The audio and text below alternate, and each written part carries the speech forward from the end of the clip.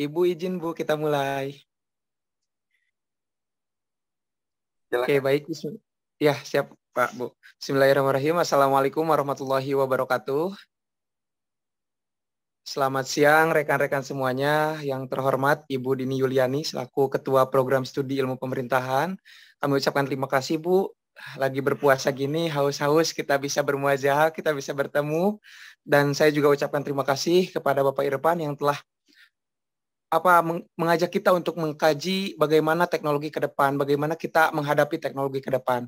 Terus juga saya ucapkan terima kasih kepada Bapak Chandra selaku pemateri nih tentang kewirausahaan digital yang akan mengkupas tuntas juga mengenai bagaimana caranya kita berwirausaha dengan di tengah-tengah transformasi digital yang semakin meluas gitu.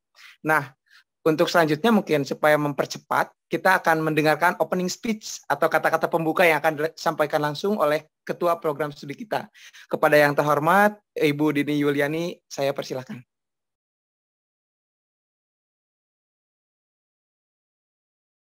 Baik, terima kasih. Ayah Anda Pak Irfan? Ada Ibu. Oke.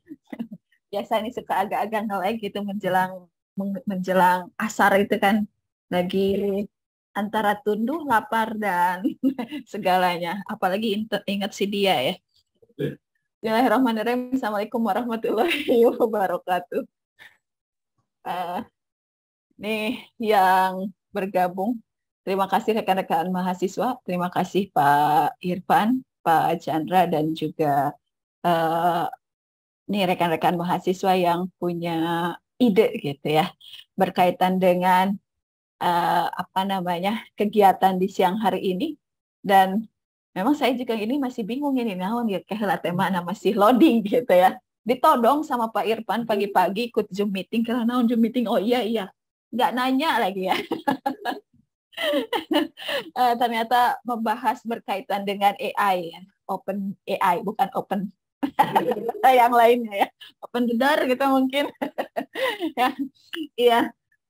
Baik rekan-rekan mahasiswa yang saya hormati gitu ya, mudah-mudahan kegiatan kita di siang hari ini bisa menjadikan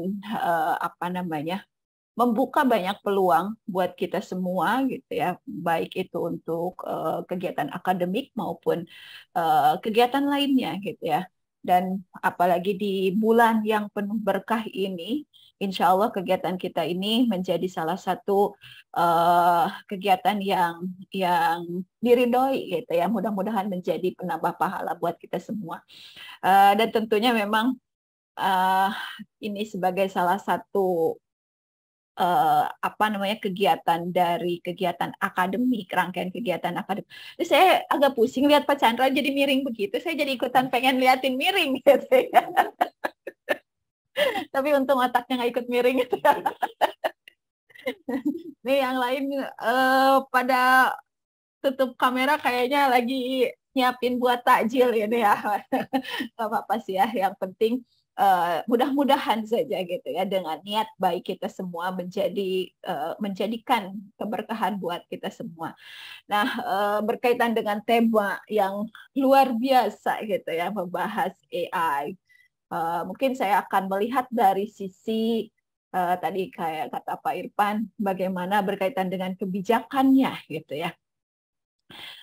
Yang namanya perkembangan teknologi, perubahan dan lain sebagainya gitu ya, itu kita harus mengikutinya gitu ya. Kita harus mengikutinya mau tidak mau gitu ya, suka tidak suka dengan perubahan itu kita harus mengikutinya. Kalau tidak kita akan tertinggal gitu ya, tertinggal. Kalaupun misalnya kita tidak bisa mengikuti, paling tidak kita bisa mengimbanginya gitu ya. Nah, apalagi berkaitan dengan perkembangan artificial intelligence gitu ya. Bahkan tadi Pak Irfan sempat menyampaikan sekarang saja yang namanya seni lukis gitu ya. Lukisan saja sudah bisa dibuat oleh ini ya AI gitu ya. Terus apalagi nih peluang buat kita gitu ya sebagai manusia kalau segala sesuatunya sekarang sudah dirubah, apalagi dalam penyelenggaraan pemerintahan gitu ya. Sekarang sudah banyak sekali yang yang mungkin akan tergeser dengan mesin. Kalau dulu mah absen ada bagian absen, sekarang sekarang mah kan sudah mulai di sedikit-sedikit di bahkan ada beberapa bagian yang dari penyelenggaraan pemerintahan itu sudah diganti oleh mesin. Nah, tentunya ini kan menjadi salah satu tantangan buat kita berkaitan dengan perubahan ini. Apalagi kita sebagai mahasiswa gitu ya, sebagai mahasiswa yang namanya kecanggihan teknologi itu sudah bukan hal yang uh, yang langka gitu. Bahkan mungkin HP mahasiswa itu dibandingkan dengan HP kami dosen itu jauh lebih canggih HP-nya mahasiswa gitu ya. Nah, tapi bagaimana nih kita bisa memanfaatkan teknologi itu gitu ya untuk uh, mengembangkan ya segala sesuatunya, terutama potensi yang ada dalam diri kita. Nah, jangan sampai gitu ya teknologi ini kita jadi diperbudak oleh teknologi. Tapi bagaimana caranya supaya kita bisa memanfaatkan teknologi itu untuk pengembangan di diri kita, pengembangan karir dan lain sebagainya gitu ya. Jangan sampai sekarang itu kita sebagai manusia gitu ya, belum apa-apa sudah menolak duluan dengan hadirnya teknologi. Ya, apalagi sekarang ya, kita sudah terbiasa, saya gitu ya, mau membuat materi kadang cari dulu gitu ya di Google. Udah bukan lagi zamannya Google kita gitu ya. Sebenarnya kalau kita lihat dari perkembangan kemampuan di capaian pembelajaran kita itu ya, high order thinking skill, kalau membuka Google biasa itu baru pada tahap level 1 katanya gitu ya. Nih ini sengaja saya buat di sini nih sebagai pengingat ada ini ngeblur ya di belakang saya. Ada yang disebut dengan taksonomi Bloom gitu ya. Nah, enggak kan? Nah, bagusnya saya yang di blur gitu, bukan belakang. Iya, ada tuh ya. Jadi Ibu yang ngeblur tuh. Lain lagi itu ya Pak. Nanti kita bahas di belakang layar ya Pak. Nah, jadi yang namanya, apalagi sekarang, saya juga diperkenalkan oleh Pak Irfan tuh berkaitan dengan OpenGPT gitu ya. Terus saya bisa menceritakan lagi ke mahasiswa gitu berkaitan.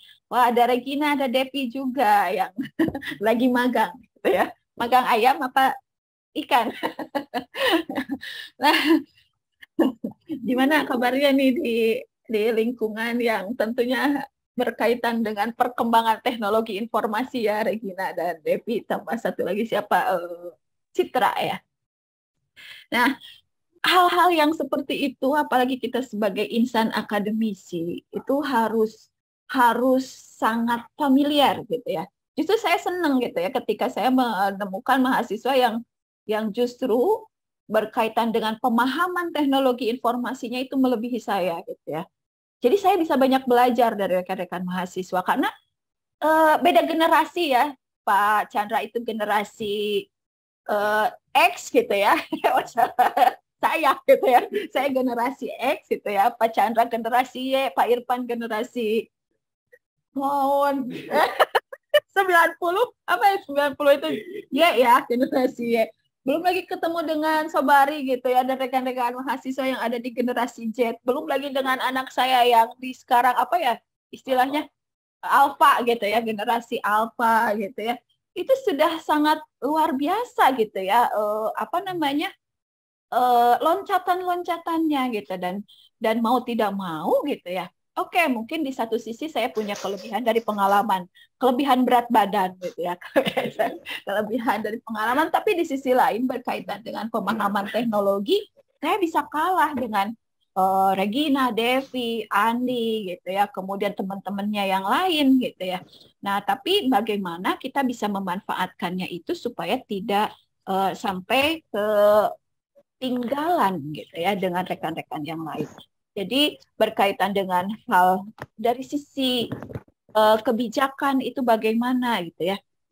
Nggak masalah kita memanfaatkan teknologi informasinya itu. Justru itu yang paling bagus. Nah, yang jadi masalah adalah ketika kita justru diperbudak oleh teknologi itu yang tidak bisa kita manfaatkan, kita ambil manfaatnya di sana gitu ya. Nah, apalagi sekarang itu banyak sekali ya mahasiswa yang juga sebagai content creator gitu ya. Tidak harus menjadi PNS gitu ya. Yang penting dapat uang, bermanfaat untuk masyarakat gitu ya. Kita bisa memenuhi apa namanya kebutuhan-kebutuhan kita ya. Kebutuhan yang paling dasar sampai juga ke kebutuhan yang paling tinggi yaitu aktualisasi kita. Nah, yang penting adalah juga tidak keluar dari kebijakan atau menyalahi kebijakan yang ada. Tuh ya, jadi justru saya juga sangat mengapresiasi gitu ya. Apalagi sekarang kami pun sama di dosen berkaitan dengan pelaporan.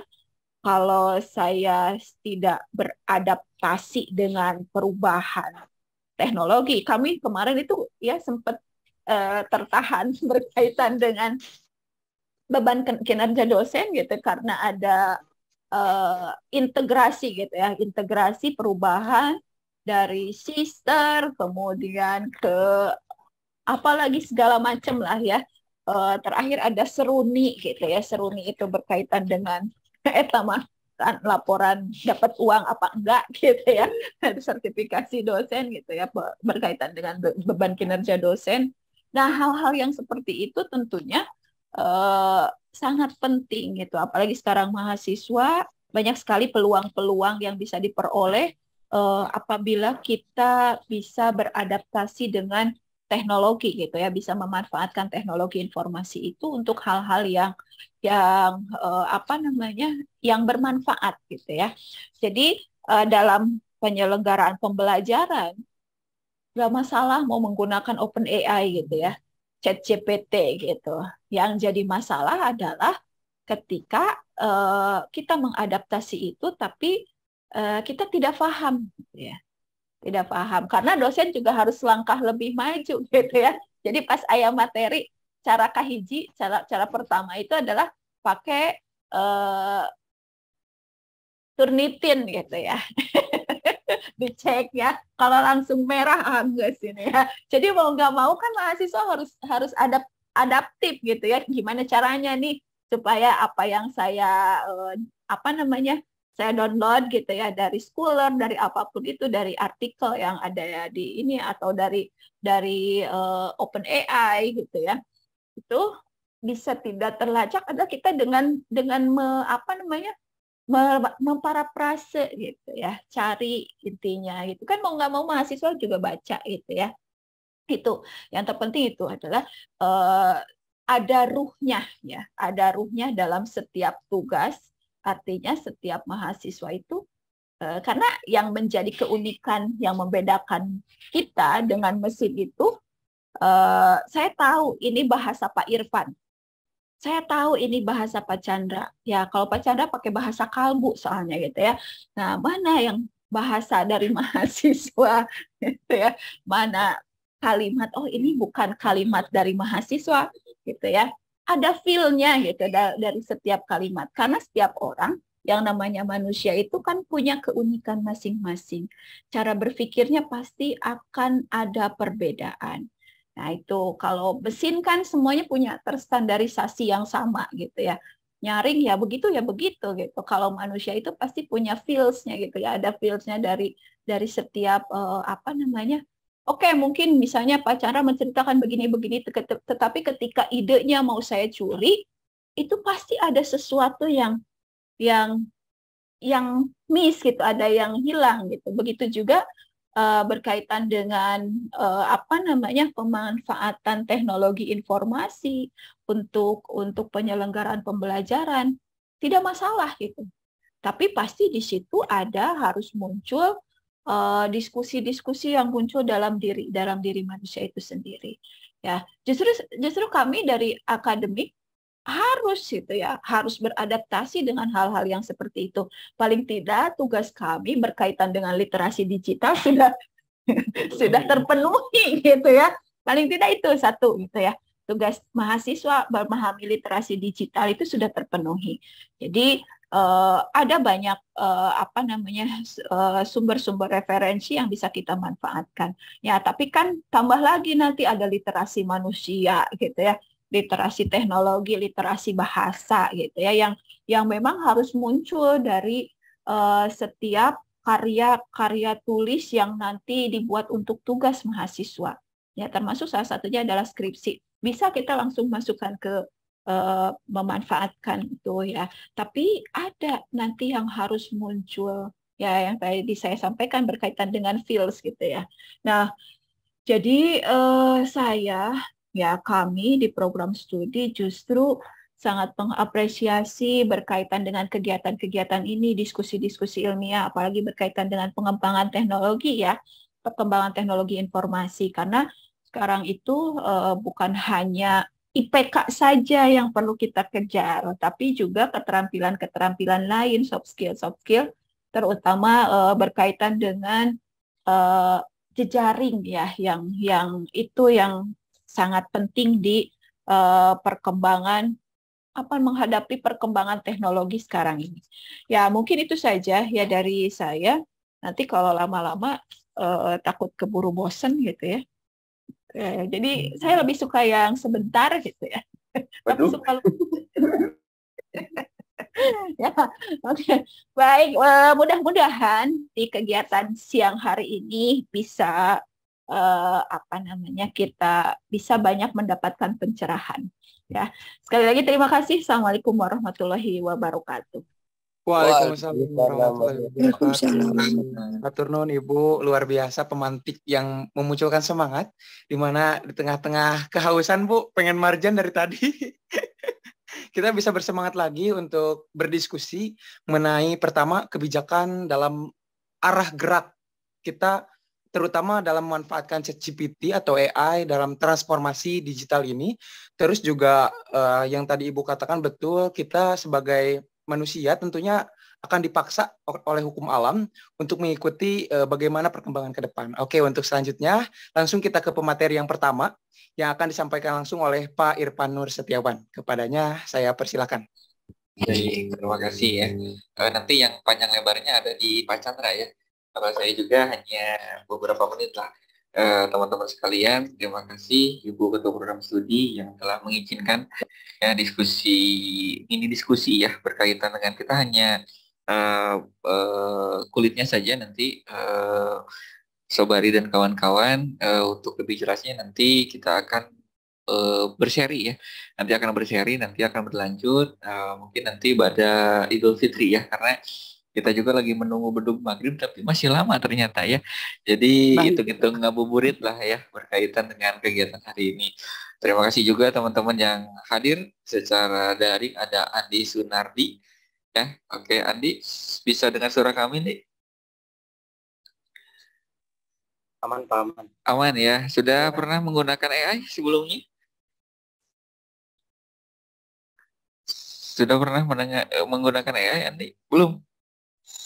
Belum Pak, belum. Oh belum, oke, belum ya. Nah, kita survei dulu nih ya. Kita survei dulu anak-anak program studi ilmu pemerintahan apakah sudah menggunakan AI atau belum ya. Andi belum. Regina gimana Reg? Udah pernah menggunakan AI belum nih? Belum Pak. Oke, belum juga. Oke, 2 ya, 1 lagi saya coba. Ya kita santai aja ya, Sobari dan kawan-kawan ya. Ada Elsa. Ini Elsa kayaknya lagi di mana nih? Di rumah, di kosan, apa di luar ini?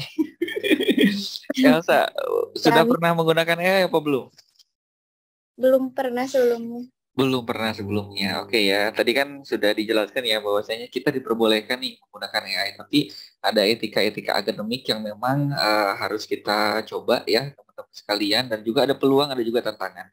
Ya, bahwasannya ternyata AI juga sekarang sudah masuk ke eranya disrupsi perguruan tinggi ya, atau pendidikan tinggi ya, berkaitan dengan bagaimana paradigmatik kita bersaing dengan AI. Nah, kita akan lihat, saya izin share screen dulu teman-teman. Nah, ini sudah kelihatan ya Nah, ini contoh salah satu AI ya. Saya ambil dari Midjourney ya, berkaitan dengan AI untuk membuat suatu gambar ya. Tapi sampai dengan jam 1 siang ini tadi sudah ada sekitar yang mengcreate itu sekitar 283 lebih. Ya, saya pun tadi mencoba untuk mengcreate satu gambar gitu kan ya, tapi ternyata pilot ya karena terlalu banyak lalu lintasnya di Midjourney ini berkaitan dengan pembuatan gambar dengan AI ya. Jadi kita hanya memberikan suatu perintah tertentu. Saya kasih contoh misalkan, nah ini ada ilustrasi ya tentang electronic cigarette with frog print design animation. Dan ini merupakan contoh istilahnya gambar yang dihasilkan oleh AI. Nah ini 1 kali build langsung very fast. Nah ini lihat verifikasinya sudah cepat ya. Kalau misalkan mungkin di kita belum belum secanggih ini ya di Indonesia ya, bagaimana ini juga bentuk daripada disrupsi untuk kajian seni dan budaya ya. Dan ini create-nya itu sangat cepat sekali ya teman-teman sekalian. Kita lihat ini juga ada beberapa gambar kolase ya hasil daripada AI juga ya, dengan beberapa perintah ya berkaitan dengan expression katanya ya, beberapa ekspresi. Ini juga merupakan hasil daripada AI. Ini juga ada macan kumbang ya, atau macan itu mama cantik mungkin ya Pak Chandra ya, bisa juga seperti itu ya. Nah ini kalau ditempelkan di kaos Pak Chandra juga ini agak sesuai ini ya nanti. Iya. Ini jangan terlalu serius ya. Kalau serius nanti, aduh, keburu lapar juga ini naik ke atas ini. Ya, Asobari mungkin lihat macan kumbang seperti kue itu ya, brownies ya. Iya Pak, seperti kue jadi lapar. Jadi lapar ya, jadi lapar ya.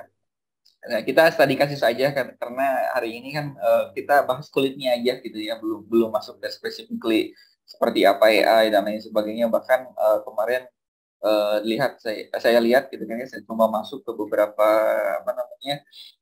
kajian-kajian yang memang arah kepada akademik pendidikan, dan ternyata ya kita harus berpacu dengan AI itu sendiri ya.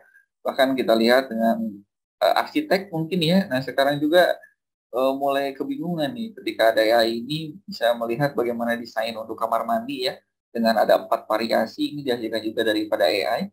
Mungkin nanti kamar mandi dari Regina, dari Sobari bisa didesain seperti ini gitu kan ya. Nah ini juga hasil karya AI gitu kan ya.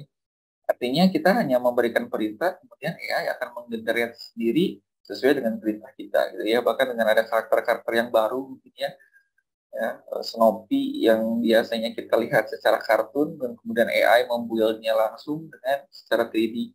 Ya, tapi mungkin bisa jadi peluang usaha juga ya, apa namanya mungkin nanti ya. Ini bisa ditempel di kaos gitu ya, kita jual ya, kita kopikan saja atau di save. Bisa nggak gitu kita jadikan peluang untuk usaha nih ya, usaha distro mungkin ya. Gimana Pak Chandra?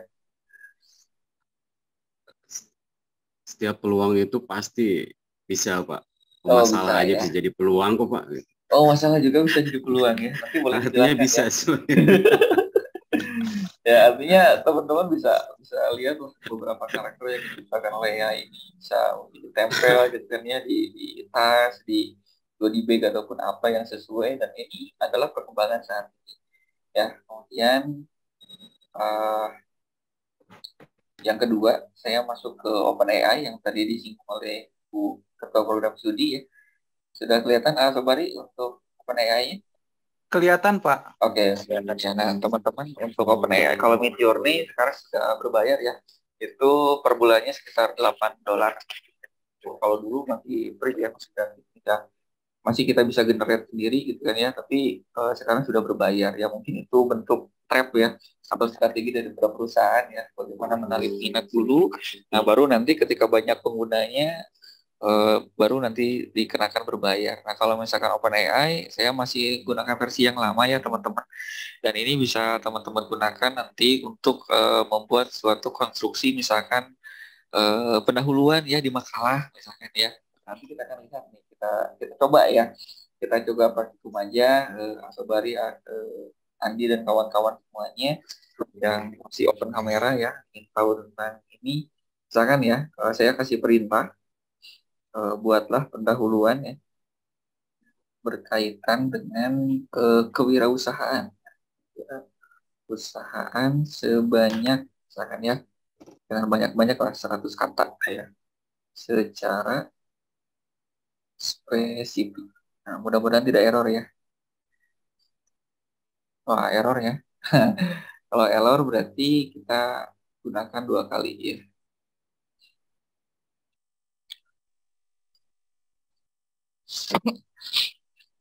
Nah, mungkin ada pengguna lain yang masuk berbarengan dengan kita. Kita coba ulang lagi. Buatlah. Nah, kita suruh AI ini untuk membuat kalimat tersebut ya. Nah, ini dia langsung menjawab ya teman-teman apa yang kita perintahkan berkaitan dengan pendahuluan ya di makalah. Nah, ini kan kita biasanya Andi dan kawan-kawan kita sulit ya untuk berpikir awal ya, bagaimana kita membuat suatu karya tulis ilmiah dan kita gunakan AI, dan ini menjadi apa ya, sesuai atau enggak ya kata-katanya ya, 100 kata ya, kita cek ya. Nah, ternyata yang kita tadi kan perintahnya 100 kata ya, dan dia mencoba hampir mendekati 100 kata ya, 86 kata. Ya, tetapi ketika kita copy paste terhadap apa yang menjadi pemikiran AI, kelihatannya seperti ini ya, Regina ya. Copy paste dari internet kan ada yang hitamnya gitu kan ya, kemudian hurufnya juga belum sesuai ya. Nah, kita tinggal parafrasi aja ketika hal ini sudah sudah jadi ya. Kita coba untuk editnya. Nah, kita edit aja ini. Nah, itu. Oh, masih di ini. Sebentar, saya masuk lagi ke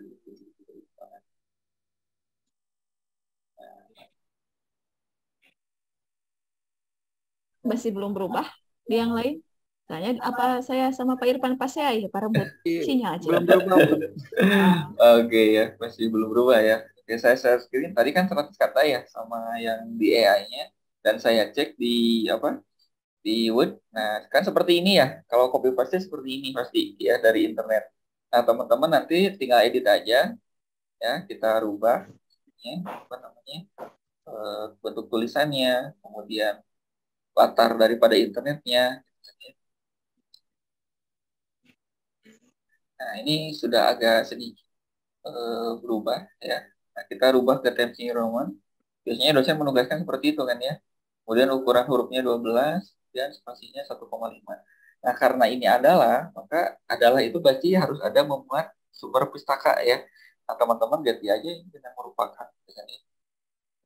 Nah, ini bisa menjadi 2 paragraf full untuk apa namanya, membuat karya tulis yang. Wah, Sobari kayak enak ya. Enak Bu, udah ada bocoran. Udah ada bocoran ya, ya. Cuman untuk OpenAI ini teman-teman ada kelemahan ya. Tadi kan ketika copy paste masuk ke dalam Microsoft Word, ternyata itu bentuknya harus kita edit lagi gitu kan ya. Itu adalah satu kelemahan. Tapi kan ini bisa menjadi peluang teman-teman untuk mengkonstruk pemikiran teman-teman ya. Jadi nanti ada beberapa keyword deh teman-teman nanti boleh gunakan ya, boleh coba. Untuk OpenAI ini gratis untuk versi yang awal. Kita masuk ke versi 4.0. Ya, kalau 5.0 nanti bisa di-upgrade to plus ya. Nah, upgrade to plus, saya coba buka lagi. Nah, ini yang AI ya. Nah, dia 100 kata dan ternyata dia baru mencapai 86 kata. Berarti sudah masuk ke dalam tahap pencapaian ya.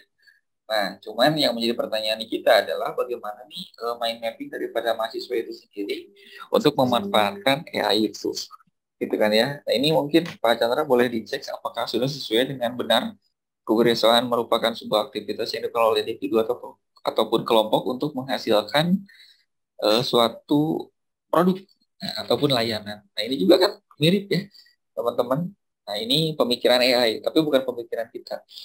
Nah, kemudian AI ini juga bisa menjawab kok pertanyaan-pertanyaan yang biasanya dilontarkan ketika UTS ataupun UAS ya.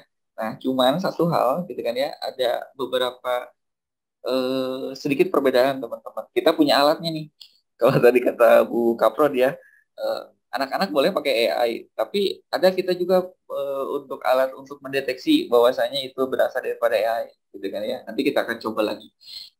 Nah, teman-teman, jikalau tidak ingin kelewatan ini, harus ada secara spesifik ya untuk perintahnya. Misalkan gini, jelaskan pengertian kewirausahaan disertai dengan sumber referensi. Ya, apakah ya ini bisa menjawab atau tidak? Nah, dia menggenerate juga langsung teman-teman ya. Nah, ini beda kata-katanya yang di atas dengan yang di bawah. Kita lihat ya. Nah, dia ambil ternyata dari Iris, Peters, dan kawan-kawan ya di tahun 2017 teman-teman. Ya, jadi data yang diambil sesuai ya, buka prod ya, 5 tahun ke belakang. 2017 ya, ataupun ada juga dia ngambil definisi-definisi yang lama ya, 1934 dia ambil juga tuh ya dari Harvard University Press ya. Saya juga belum lahir teman-teman sekalian, tapi dia bisa mengambil metadata sejauh ini teman-teman ya. Nah, ini disrupsi ini ketika pendidikan tinggi mencoba gitu kan ya, bagaimana AI ini menjadi sesuatu hal yang mungkin akan lebih berbahaya nanti daripada nuklir atau yang bersifat fisik gitu kan ya. Peluang jualan makalah. Jualan makalah atau yang di depan nanti akan tergerus ya Bu ya. Kan kewirausahaan sesuai dengan Pak Chandra. Bisa teman-teman ya. Satu makalah 1 juta itu gitu ya. 2 makalah udah 2 juta nantinya. Cuman kemarin juga ada sedikit pembahasan mungkin ya teman-teman oleh akademisi dari UI gitu kan ya, dari universitas yang lain lah tentunya, membahas berkaitan dengan AI ini. AI boleh katanya digunakan ataupun dimanfaatkan, tapi ingat berkaitan dengan kaidah-kaidah akademik. Kita tidak harus 100% sesuai dengan AI.